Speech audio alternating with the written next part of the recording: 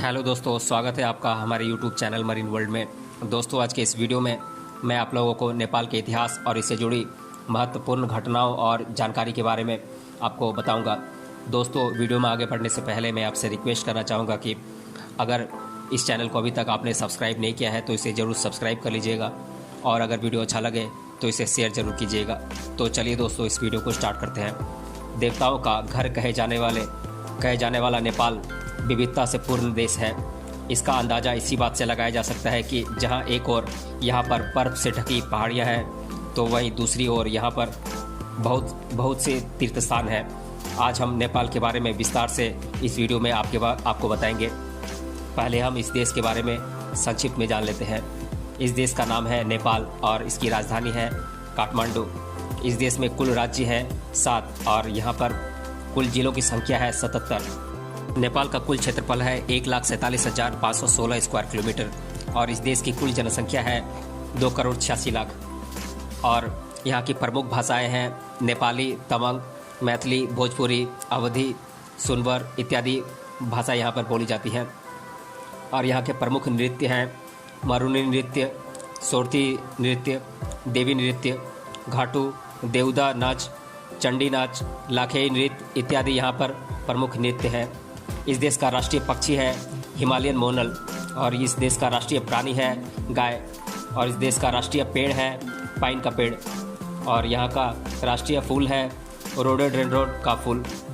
यहाँ का राष्ट्रीय फल है सुनहरा हिमालयन बेरी, और यहाँ मौजूद कुल नदियों की संख्या है लगभग 6,000 नदियाँ बहती हैं नेपाल में, और यहाँ का राष्ट्रीय खेल है वॉलीबॉल। अब हम नेपाल की ऐतिहासिक और भौगोलिक पृष्ठभूमि जान लेते हैं। नेपाल आधिकारिक रूप से नेपाल संघीय लोकतांत्रिक गणराज्य दक्षिण एशिया का लगभग 28 मिलियन जनसंख्या वाला बंदरगाह विहीन देश है। यह एक बहुजातीय देश है जिसकी आधिकारिक राष्ट्रीय भाषा नेपाली है। नेपाल की राजधानी काठमांडू है और साथ ही यह नेपाल का सबसे बड़ा शहर भी है। आधुनिक नेपाल धर्मनिरपेक्ष संसदीय गणराज्य है। नेपाल के उत्तर में चाइना की बॉर्डर और दक्षिण, पूर्व और पश्चिम में भारत का बॉर्डर है।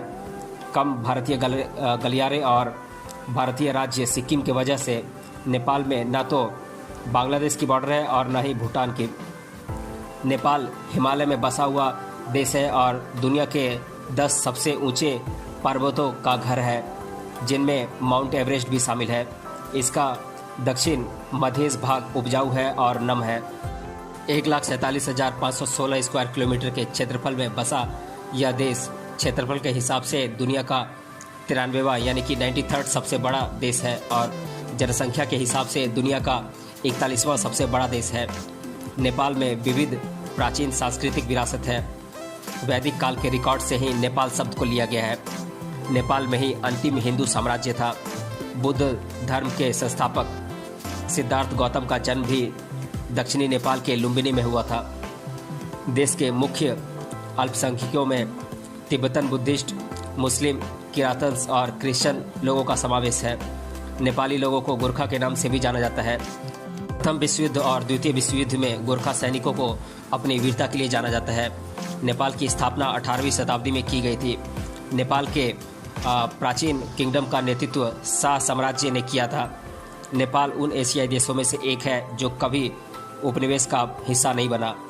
एंग्लो नेपाल युद्ध और 1816 में सुगौली की संधि के बाद नेपाल ब्रिटिश साम्राज्य का मित्र बन गया, और 1951 से 1960 में जब राजा महेंद्र ने पंचायत प्रणाली को अधिनियमित किया था तब नेपाल में बहुपार्टी लोकतंत्र को विकसित किया गया। 1990 में संसदीय सरकार को राजा वीरेंद्र ने बहाल कर दिया। तकरीबन 1 दशक तक नेपाल को कम्युनिस्ट, माओवादी, उग्रवाद का सामना करना पड़ा था, जिसके चलते 2008 में राजशाही की भी समाप्ति की गई। नेपाल की दूसरी वैधानिक असेंबली ने 2015 में नए संविधान को प्रख्यापित किया था। वर्तमान में नेपाल की मुख्य राजनीतिक पार्टियां हैं कम्युनिस्ट पार्टी, सोशल डेमोक्रेट्स और हिंदू राष्ट्रवादी पार्टी इत्यादि। नेपाल सरकार ने 7 संघीय प्रांतों में लोकतंत्र के प्रतिनिधित्व का ढांचा बनाने का भी काम किया है। नेपाल एक विकासशील देश है और 2014 के ह्यूमन डेवलपमेंट इंडेक्स में नेपाल का 145वां स्थान था। साम्राज्य से गणतंत्र में परिवर्तित होने के लिए नेपाल को कड़ा संघर्ष करना पड़ा था। इन चुनौतियों के बावजूद नेपाल ने सराहनीय विकास किया है और सरकार ने सन 2022 तक नेपाल को कम विकसित देशों से हटाकर विकसित देशों में शामिल करने का दावा किया है। नेपाल की भारत और यूनाइटेड किंगडम के साथ अच्छी दोस्ती है और साथ ही यह सार्क का भी संस्थापक सदस्य है। साथ ही यह देश यूनाइटेड नेशन और बिम्स्टेक का भी सदस्य है।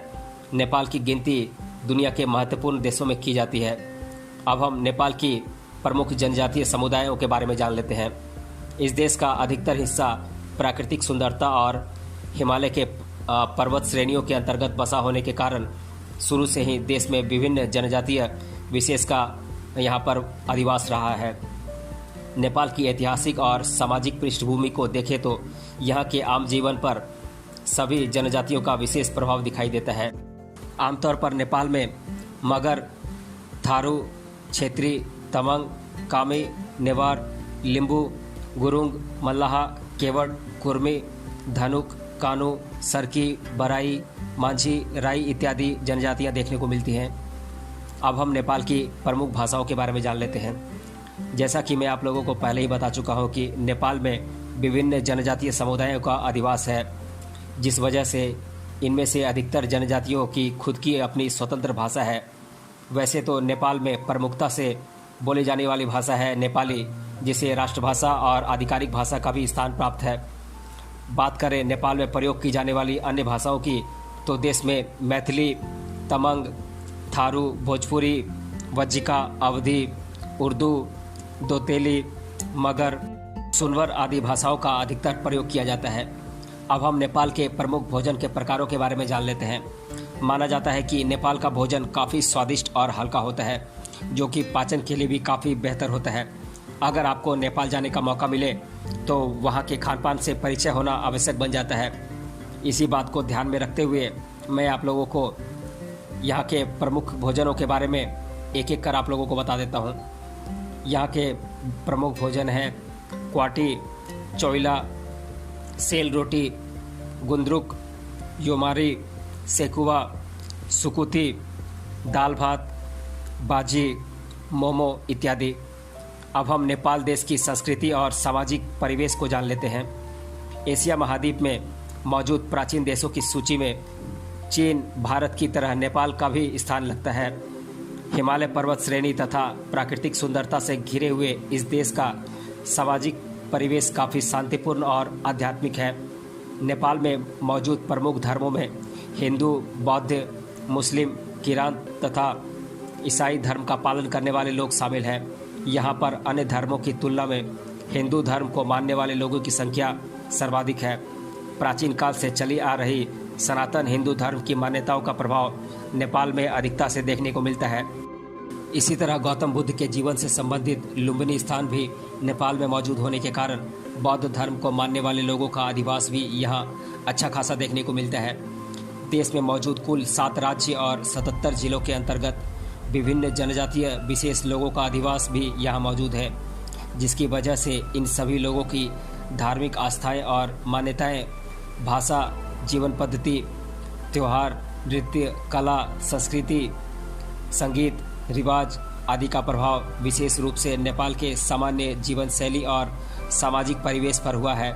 वैसे तो अधिकतर बार आपको देश में हिंदू धर्म के अनुसार धार्मिक क्रियाकलाप देखने को मिल जाएंगे, जिसमें त्यौहार आदि शामिल होते हैं। इसके अलावा अन्य खुशी के मौके जैसे शादी, नामकरण, जन्मदिन आदि को भी इसी के अनुसार संपन्न किया जाता है। पर विशेष जनजातियों के स्वतंत्र जीवन पद्धति और मान्यताओं की वजह से यहाँ पर कुछ हद तक मिश्रित संस्कृति और सामाजिक जीवन के दर्शन हो जाते हैं। इस देश ने सभी धर्मों को धार्मिक स्वतंत्रता और सामाजिक अधिकार दिए हैं, जिसका कुल परिणाम ये हुआ है कि धार्मिक सौहार्द के साथ साथ शांति तथा प्रगति के मार्ग पर अग्रसर नेपाल आज हमें देखने को मिलता है। नेपाल में कुल 40 जनजातियाँ मौजूद हैं तथा 10 से भी अधिक भाषाओं को आमतौर पर यहाँ पर बोला जाता है, जिसमें नेपाली भाषा प्रमुख आधिकारिक भाषा है।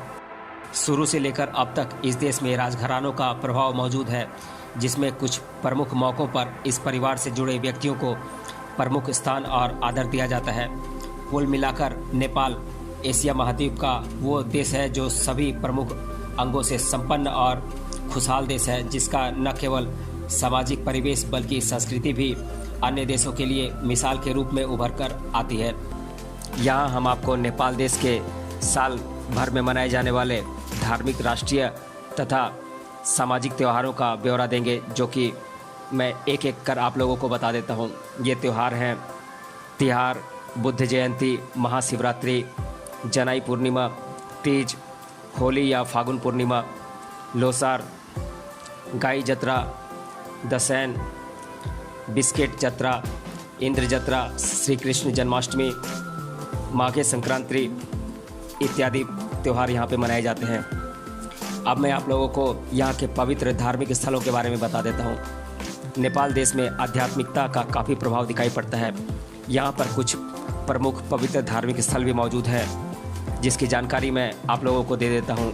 ये धार्मिक स्थल है लुम्बिनी, जो कि गौतम बुद्ध का जन्म स्थल है, पशुपतिनाथ मंदिर, जानकी मंदिर, मुक्तिनाथ, स्वयंभूनाथ, चंगू नारायण, गोसाई कुंड, मनोकामना मंदिर, भोलेश्वर महादेव मंदिर, बुधा नीलकंठ, बौद्धनाथ स्तूप, कागबेनी मोनेस्ट्री इत्यादि यहाँ पर प्रमुख धार्मिक स्थल हैं। तो हम नेपाल में मौजूद खूबसूरत पर्यटन स्थलों के बारे में जान लेते हैं। नेपाल को प्राकृतिक सुंदरता का अनमोल उपहार प्राप्त हुआ है, जिसके अंतर्गत विभिन्न सुंदर और मनमोहक पर्यटन स्थल नेपाल में आपको देखने को मिल जाएंगे। ऐसे ही कुछ पर्यटन स्थलों का विवरण मैं आप लोगों को दे देता हूं। तो ये पर्यटन स्थल हैं Manaslu, Everest base camp, Imja Tse, Mardi Himal, Gokyo lake, Lobuche, Rara lake, Tilicho lake, Phewa lake, Kala Patthar, Devil's Falls, Burunse, Thorongla, Gokyori, Sunkoshi, Panchpokhari, international fountain museum, Gupteshwar Mahadev cave इत्यादि यहाँ पर प्रमुख पर्यटन स्थल हैं। अब हम आप लोगों को नेपाल के बारे में जीके में अधिकतर बार पूछे गए प्रश्नों को एक एक करके आप लोगों को बता देता हूँ। तो पहला प्रश्न है, कुल कितने हवाई अड्डे नेपाल में मौजूद हैं? तो लगभग 43 हवाई अड्डे नेपाल में हैं। दूसरा प्रश्न है, नेपाल देश में पर्यटन हेतु घूमने जाना हो तो कौन सा समय सबसे उचित होगा?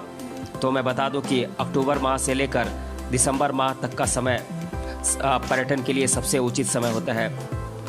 तीसरा प्रश्न है, नेपाल के इतिहास से जुड़ी कौन सी किताब द्वारा हमें इस देश के बारे में जानकारी प्राप्त होती है?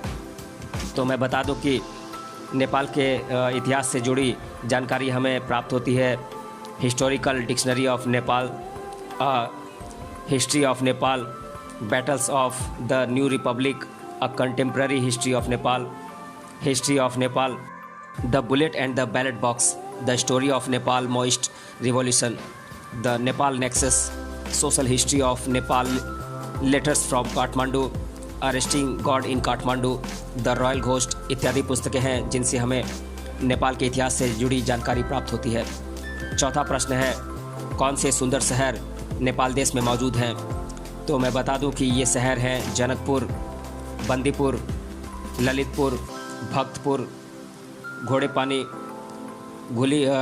धुलीखेल, काठमांडू इत्यादि। पांचवा प्रश्न है, नेपाल देश में कौन कौन से प्रमुख शिक्षण संस्थान या यूनिवर्सिटी मौजूद हैं?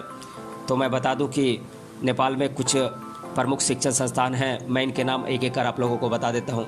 ये संस्थान हैं Kathmandu university, Sudur Paschim Vishwavidyalaya, Tribhuvan university, Purvanchal university, Lumbini Buddhist university, Nepal open university, Nepal Sanskrit university, the British college Kathmandu, Kathmandu medical college, BP Koirala institute of health science, Patan Swasthya Vigyan प्रतिष्ठान, थेम्स अंतर्राष्ट्रीय कॉलेज इत्यादि यहाँ पर प्रमुख शिक्षण संस्थान है। छठा प्रश्न है, नेपाल देश विश्व भर में क्यों प्रसिद्ध है? तो नेपाल का भौगोलिक स्थान प्राकृतिक सुंदरता से पूर्ण है, जिसमें चारों ओर हिमालय की पर्वत श्रेणी है। इस देश की अधिकतर सीमाएं बर्फीले प्रदेश से व्याप्त होने के कारण यहाँ का वातावरण काफ़ी ठंडा होता है। देश के अंतर्गत इलाकों में उचित मात्रा में पेड़ पौधे मौजूद होने के कारण प्राकृतिक वातावरण सालों भर काफ़ी खुशनुमा होता है। इसके साथ ही नदियों और तालाबों की संख्या भी देश में अधिक होने के कारण पर्यटन का विकास भी यहाँ पर काफ़ी हुआ है। हिंदू धर्म के लोगों की संख्या देश में अधिक होने के कारण यहाँ पर पशुपतिनाथ मंदिर भी मौजूद है, जिससे सालों भर जिस कारण से सालों भर यहाँ पर श्रद्धालु आते रहते हैं। बात करें नेपाल के ऐतिहासिक पृष्ठभूमि की, तो नेपाल में भगवान गौतम बुद्ध का जन्मस्थल लुम्बिनी मौजूद है। इस वजह से बौद्ध धर्मियों के आस्था का केंद्र भी नेपाल में बना हुआ है। साथ ही प्राचीन काल में रामायण के अनुसार माता सीता यानी कि जानकी माता का मायका जनकपुर था, जो कि नेपाल में मौजूद है। इस वजह से भी नेपाल को हिंदू धर्म में काफ़ी महत्व प्राप्त है। कुल मिलाकर प्राकृतिक सुंदरता, पर्यटन हेतु पर्याप्त स्थल, खुशनुमा वातावरण तथा धार्मिक ऐतिहासिक स्थल आदि वजह से नेपाल को दुनिया भर में काफ़ी ज़्यादा प्रसिद्धि मिली है। तो दोस्तों, आज के इस वीडियो में हमने जाना नेपाल के इतिहास और इससे जुड़ी महत्वपूर्ण जानकारी। दोस्तों, अगर आपने अभी तक इस वीडियो को पूरा देखा है तो हमें कमेंट बॉक्स में कमेंट करके बताइए कि नेपाल में कुल कितने राज्य हैं। आज के वीडियो में हम इतना ही रहने देते हैं। मिलते हैं अगले वीडियो में किसी अन्य टॉपिक के साथ। तब तक के लिए धन्यवाद।